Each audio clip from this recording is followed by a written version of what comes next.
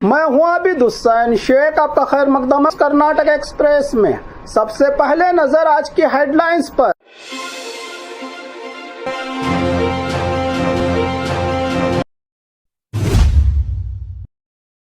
बस के आगे लटका रखा यात्री, ड्राइवर की बेपरवाही, वायरल वीडियो के बाद ड्राइवर हुआ सस्पेंड।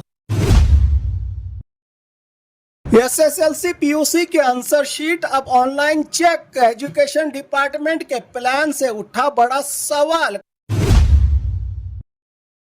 फैक्ट्रियों के केमिकल का खौफ, 5 से 6 गांव पर मंडरा रहा है खतरा, लोग बोले गांव छोड़ने पर है मजबूर। रेणुका स्वामी केस में नया मोड़, आरोपी प्रदोष बना माफी गवाह, दर्शन पर लगाए संगीन इल्जाम। बिड़दी टाउनशिप पर जंग हुई तेज, जेडीएस बीजेपी की 38 किलोमीटर पैदल यात्रा, कुमारस्वामी का सरकार पर बड़ा हमला। मालिक का भरोसा जीतकर घर लूटने का नौकरों पर लगा इल्जाम। चड्डी गैंग का खौफ, सीसीटीवी में कैद हुआ वारदात का पूरा नजारा। जिन्होंने देश के लिए त्याग और बलिदान किया उन्हीं को देशद्रोही कहते हैं, केपीसीसी राज्याध्यक्ष बीके हरिप्रसाद का बयान। फूड डिपार्टमेंट की बड़ी रेड, 216 से ज्यादा गैस सिलेंडर सीज। अब खबरें विस्तार से। बस के आगे लटका रखा यात्री, ड्राइवर की बेपरवाही, वायरल वीडियो के बाद ड्राइवर हुआ सस्पेंड। होसूर बेंगलुरु रूट पर एक खौफनाक घटना सामने आई है, जहां एक यात्री बस के सामने लटका रहा और ड्राइवर ने बस रोकने की बजाय उसे आगे चलाया। बताया जा रहा है कि बस में स्टॉप को लेकर यात्री और ड्राइवर रमेश के बीच बहस हुई थी। बात बढ़ने के बाद यात्री बस के सामने आ गया, लेकिन ड्राइवर ने बस नहीं रोकी और उसे कुछ दूर तक आगे ले गया। इसी दौरान बस में मौजूद दूसरे यात्रियों ने पूरी घटना का वीडियो मोबाइल कैमरे में कैद कर लिया, जो अब सोशल मीडिया पर तेजी से वायरल हो रहा है। वीडियो सामने आने के बाद ड्राइवर के खिलाफ लापरवाही और गैर जिम्मेदाराना बर्ताव को लेकर सख्त गुस्सा देखा जा रहा है। मामले पर कार्रवाई करते हुए तमिलनाडु ट्रांसपोर्ट डिपार्टमेंट ने बस ड्राइवर रमेश को सस्पेंड कर दिया है। सवाल ये है कि एक छोटी सी बहस को लेकर यात्रियों की जान को खतरे में डालने की नौबत क्यों आई। सरकारी बस में सफर करने वाले हर यात्री की सुरक्षा ड्राइवर की बड़ी जिम्मेदारी होती है। एसएसएलसी पीयूसी के आंसर शीट अब ऑनलाइन चेक, एजुकेशन डिपार्टमेंट के प्लान से उठा बड़ा सवाल। कर्नाटका में एसएसएलसी और पीयूसी के स्टूडेंट्स के लिए बड़ी खबर सामने आ रही है। Education department online evaluation software के जरिए आंसर शीट चेक करने का प्लान बना रहा है। मकसद है कि इवैल्यूएशन प्रोसेस को तेज करके स्टूडेंट को जल्द ही रिजल्ट्स देना। बताया जा रहा है कि पहले चरण में म्यूजिक एंड डांस जैसे कम स्टूडेंट्स वाले सब्जेक्ट्स को डिजिटल इवैल्यूएशन के लिए टेस्ट किया जा सकता है। अगर यह सिस्टम कामयाब रहा तो आगे एसएसएलसी और पीयूसी की बड़ी तादाद में आंसर शीट्स को भी ऑनलाइन इवैल्यूएशन करने पर गौर हो सकता है। लेकिन इस प्लान को लेकर टीचर्स की तरफ से सवाल उठने लगे हैं। टीचर्स का कहना है कि स्टूडेंट्स की हैंड राइटिंग, जवाब लिखने का अंदाज और कभी कभी सवाल को अलग समझकर दिए गए जवाब को देखते हुए सिर्फ सॉफ्टवेयर के जरिए सही इवैल्यूएशन करना आसान नहीं होगा। असल सवाल क्या मशीन समझेगी स्टूडेंट्स का जवाब? टीचर्स का कहना है कि एग्जामिनर सिर्फ जवाब नहीं देखता, बल्कि स्टूडेंट्स ने सवाल को किस तरह समझा और उसके जवाब में कितनी समझ दिखाई, इसका भी अंदाजा लगता है। अब देखना यह है कि ऑनलाइन इवैल्यूएशन सिस्टम स्पीड तो बढ़ाता है, लेकिन क्या स्टूडेंट्स के जवाब की असली समझ आसानी से असेसमेंट को भी उतनी ही गहराई से पकड़ पाएगा? फैक्ट्रियों के केमिकल का खौफ 5 से 6 गांव पर मंडरा रहा है खतरा। लोग बोले गांव छोड़ने पर है मजबूर। बीदर के हुमनाबाद इंडस्ट्रियल एरिया से निकलने वाले केमिकल मिक्स्ड पानी को लेकर 5 से 6 गांव के लोगों में खौफ और आतंक का माहौल है। गांव वालों का आरोप है कि केमिकल वाला पानी नालों और जमीनी पानी तक पहुंच रहा है, जिससे इंसानों के साथ साथ जानवरों को भी नुकसान हो रहा है। गनवंटी, मानिक नगर, मोलकेरा, राजेश्वर और बसवंतपुर जैसे इलाकों के लोगों का कहना है कि केमिकल मिक्स्ड पानी की वजह से बोरवेल का पानी भी मुतासिर हुआ है। कुछ लोगों ने स्किन प्रॉब्लम्स और सांस से जुड़ी तकलीफों की शिकायत की है, जबकि कई जानवरों के मरने का भी दावा किया गया है। सबसे बड़ी फिक्र और चिंता यह है कि पानी आगे बढ़कर कारंजा रिजर्वायर तक पहुंचने का आरोप है, जहां से हुमनाबाद के लोगों को पानी मिलता है पीने का। गांव वालों का कहना है कि बार बार शिकायत के बावजूद मसले का हल नहीं हुआ। अब कुछ लोग गांव खाली करने तक का फैसला करने की बात सामने आ रही है। केमिकल डिस्चार्ज बंद हो वरना गांव छोड़ देंगे। लोगों की सीधी मांग है कि अगर केमिकल यूनिट्स से गैर कानूनी या गैर सुरक्षित डिस्चार्ज हो रहा है केमिकल, तो उस पर फौरन रोक लगाई जाए और जिम्मेदारों के खिलाफ सख्त कार्रवाई हो। अब सवाल यह है कि जब इंसान और जानवर दोनों खतरे की बात कर रहे हैं, तो जिम्मेदार विभाग कब जागेंगे?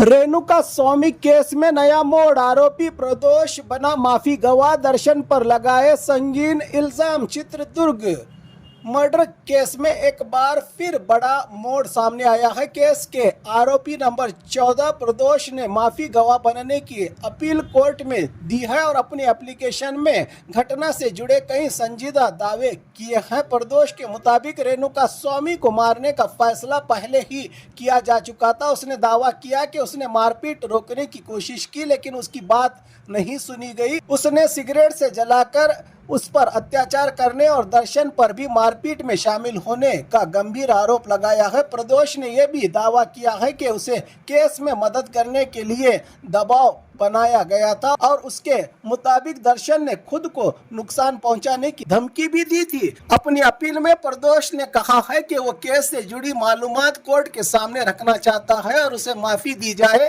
लेकिन एक अहम बात यह है कि प्रदोष के लिए ये तमाम बयान फिलहाल उसके आरोपों और दावे हैं, उनकी हकीकत जांच और अदालती कार्रवाई में तय होगी। अब सबसे बड़ा सवाल यह है कि प्रदोष को बयान के बाद रेणुका स्वामी केस की जांच किस नए अंदाज पर जाती है। कोर्ट प्रदोष के दावों को कितना अहम मानता है? बिडदी टाउनशिप पर जंग हुई तेज, जेडीएस बीजेपी की 38 किलोमीटर पैदल यात्रा, कुमारस्वामी का सरकार पर बड़ा हमला। रामनगर बिडदी टाउनशिप प्रोजेक्ट को लेकर कर्नाटका की राजनीति गर्मा गई है। जेडीएस बीजेपी ने मिलकर 3 दिन की 38 किलोमीटर पैदल यात्रा शुरू कर दी है। बैरमंगला से यात्रा को केंद्रीय मंत्री एचडी कुमारस्वामी ने हरी झंडी दिखाई। कुमारस्वामी ने कांग्रेस सरकार पर आरोप लगाया कि किसानों पर जमीन देने का दबाव बनाया जा रहा है। उन्होंने कहा कि जब तक बिडदी टाउनशिप प्रोजेक्ट को लेकर किसानों के हक में फैसला नहीं होता, तब तक उनका आंदोलन जारी रहेगा। निखिल कुमारस्वामी और अपोजिशन लीडर आर अशोक ने भी सरकार को निशाने पर लिया और प्रोजेक्ट को किसानों के हित के खिलाफ बताते हुए इसे तुरंत रोकने की मांग की। सीएम डीके शिव कुमार का पलटवार, वहीं chief minister DK Shivakumar ने अपोजिशन के आरोपों को खारिज करते हुए कहा है कि किसी भी किसान से जबरदस्ती जमीन नहीं ली जा रही है। जो अपनी जमीन देना चाहता है उसे कोई मजबूरी नहीं है। सरकार की तरफ से मुआवजे के साथ साथ डेवलपमेंट की जमीन देने का ऑप्शन भी बताया गया है किसानों को। अब सबसे बड़ा सवाल, बिडदी टाउनशिप बना राजनीतिक जंग का मैदान। एक तरफ जेडीएस बीजेपी किसानों के नाम पर सड़क पर उतर आई है, तो दूसरी तरफ कांग्रेस सरकार प्रोजेक्ट को लेकर अपना फैसला डिफेंड कर रही है। अब देखना होगा कि 3 दिन की यह पैदल यात्रा सिर्फ राजनीतिक प्रेशर तक सीमित है या बिडदी टाउनशिप प्रोजेक्ट पर सरकार को कोई बड़ा फैसला लेने पर मजबूर करती है।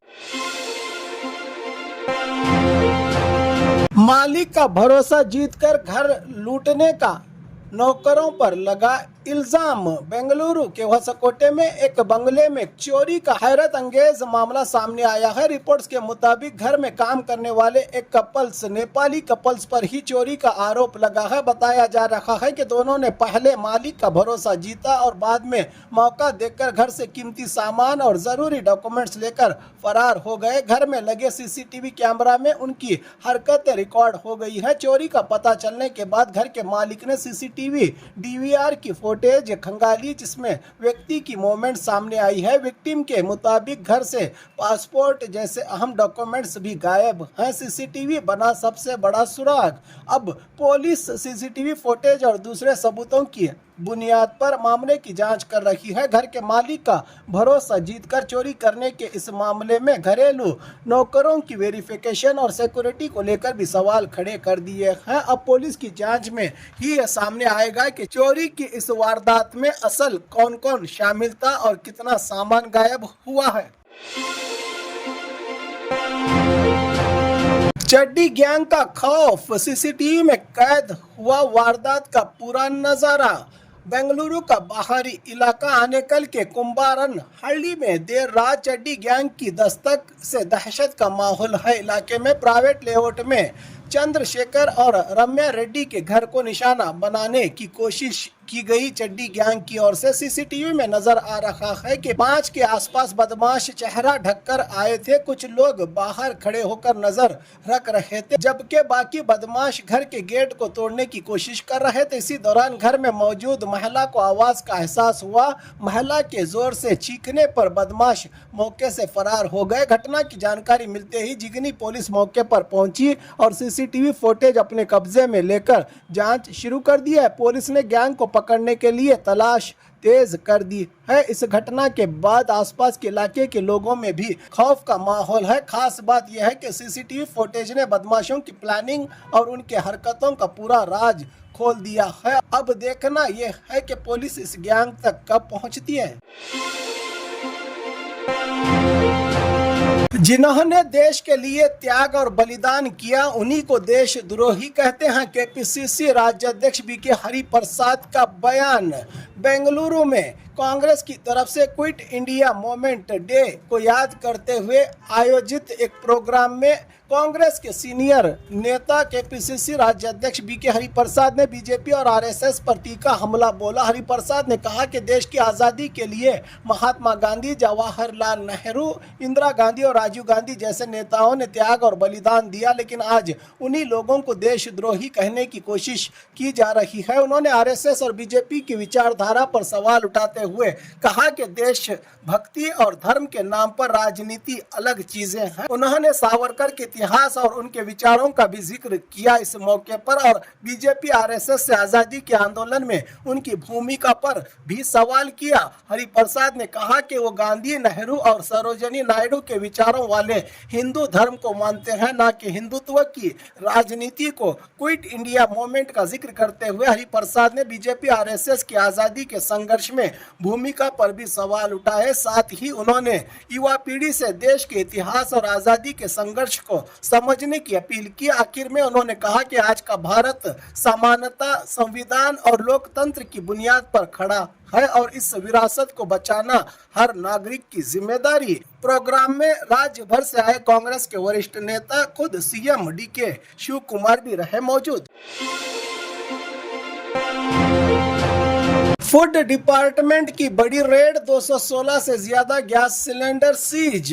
विजयनगर में गैर कानूनी एलपीजी गैस सिलेंडर की स्टोरेज और सेल के खिलाफ फूड डिपार्टमेंट ने बड़ी कार्रवाई की है। कुडलगी तालुका के खान वसहल्ली गांव में छापामारी के दौरान 216 से ज्यादा गैस सिलेंडर जब्त किए गए हैं। अधिकारियों के मुताबिक इनमें 30 से ज्यादा भरे हुए सिलेंडर्स भी शामिल हैं। आरोप है कि सिलेंडर्स को बिना परमिशन स्टोर करके ज्यादा कीमत पर बेचने की तैयारी की जा रही थी। बताया जा रहा है कि ये सिलेंडर्स कृष्णा मूर्ति नाम के व्यक्ति से जुड़ी जमीन पर रखे गए थे। जब्त किए गए सिलेंडर्स की कुल कीमत लगभग 43,83,000 बताई जा रही है। रेड के बाद सभी सिलेंडर्स को करीबी संबंधित गैस गोडाउन में शिफ्ट कर दिया गया है। फूड डिपार्टमेंट अब इस बात की भी जांच कर रहा है कि इस गैर कानूनी स्टोरेज के पीछे और कौन कौन लोग शामिल शामिल हैं। बड़ी क्वांटिटी में एलपीजी गैस सिलेंडर की बरामदगी से इलाके में हड़कंप मच गया है, जबकि डिपार्टमेंट की जांच अभी जारी है।